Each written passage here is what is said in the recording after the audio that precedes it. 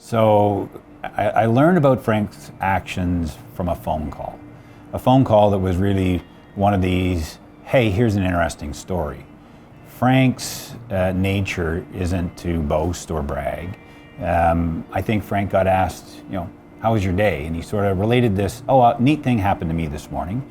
The individual that called me said, you won't believe this, but, and proceeded to tell the story. It was a day like this in August where I was traveling coming from this direction. So as I'm coming through this area here, the traffic on the other side was pretty much stopped. As I cleared the other side, I heard a loud crash over my left shoulder, and that's when I glanced over and saw that a vehicle had rear-ended a truck. The roll-off truck was stopped right about where this truck here is right now. And the vehicle that hit him was approximately where that silver vehicle is right now. So I was able to pull my vehicle over to this sidewalk, try to get as much out of the way as I could, and jumped out, hurried over to see if I could help in any way, and I realized the driver that hit the truck had part of his steering wheel pierced through his lower right neck.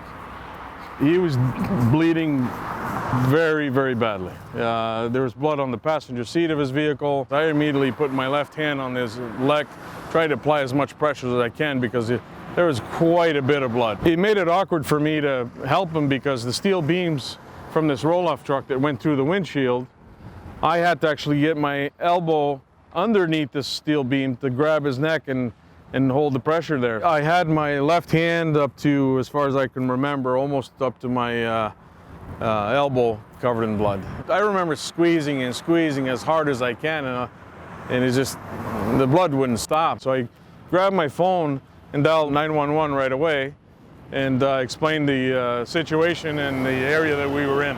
At the same time, I was approached by, at the time where I thought it was a stranger.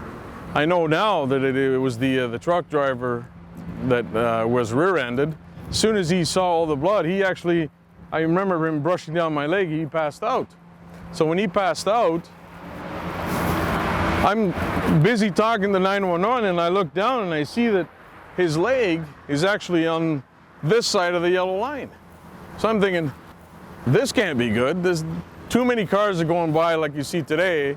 So I'm trying to pull his leg in with my right leg while I have my left hand on this gentleman's neck, trying to stop the bleeding, and my right hand with my cell phone. There was a lot happening at the same time. I mean, the paramedics were fast. The fire department arrived within 3 minutes. It may have felt like half an hour, but it was 3 minutes. They said, I appreciate your help, but you got to get your vehicle out of the way before we cause another accident. I jumped in the vehicle and got it into my customer, which is literally just around the corner at the intersection.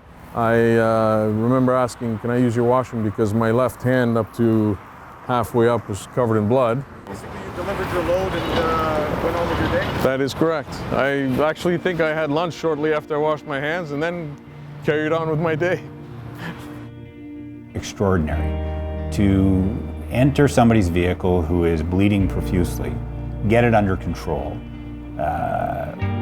fumble and make a call with his other hand, and then subsequently having somebody else come try and help and then need help themselves, and then be in a situation where he says, okay, I'm not needed anymore. And when emergency services arrived, he turned and went back and did his job. Did his job for the entire day. I think it's phenomenal. I can't imagine doing that myself. I can't imagine lots of people doing that. It's the ultimate, most selfless act to stop and put yourself potentially in harm's way to help another. Well, knowing that no one stopped, and if I wasn't there, and the turnout wouldn't have been as well for the driver. That's the part that I don't understand. I mean, I could have used help. I could have used a vehicle to stop to prevent traffic from running over this fella. I didn't get one person to stop. You could describe it as a little bit brave, but it really goes to the person that Frank is. I think he's the ultimate definition of a hero. Selfless, calm under pressure, and it's the ultimate kindness to another human. I appreciate everyone thinking of a hero, of myself as a hero, but I think that the hero was the doctor that took care of this fellow. A hero wears a cape. My wife doesn't know how to knit. She has never made me a cape, so. So Frank, I know that you are not necessarily going to enjoy all of the accolades and the limelight here, but you deserve every moment of this, and congratulations and thank you.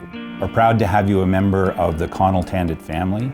You exemplify what we want to exhibit to the public, that trucking is more than just driving a truck. You exhibited bravery. Thanks, Frank. Congratulations on the award. Being here is actually lifting the little hairs on the back of my neck. So it makes you wonder, could I have done more? Did I do enough? You know what? I think I did the best I could that day. I'm happy with the results. I hear the fellow's good, so that's a reward in itself for me.